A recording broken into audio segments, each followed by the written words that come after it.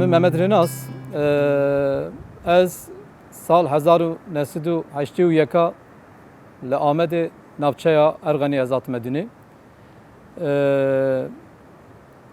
زوجان دیمه زاروکی من هیا گیتار جبو من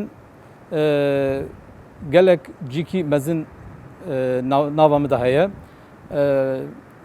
ev heye 20 sal zêdetir ez gîtarê lê dikim.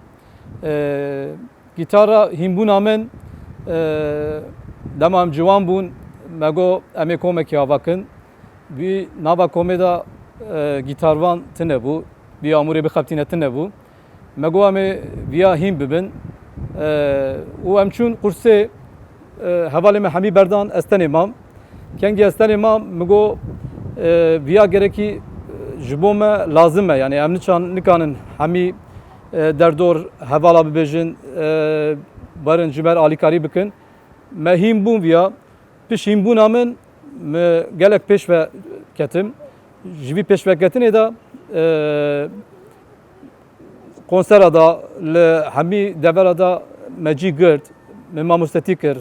Hîna jî me mamostetî dikim navbenda hunerê da dersa gîtarê didim. Gitar çawa bêjim ji bo me hêla hunerê da cîkî mezin e. Ji bo min jî ji bo hunerê jî mezin e. Amûra min 6 têlîwî hene.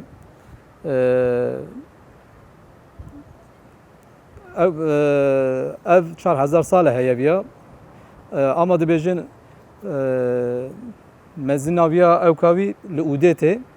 Ama lê belê guhuriye hatiye heya vî demê gîtar hîn ne diyarekî kî çêkiriye çawa viye ne diyare viye. Ez yana stranekî lêxim. Vî strana gotûn û mîzîka wî aîdê min e.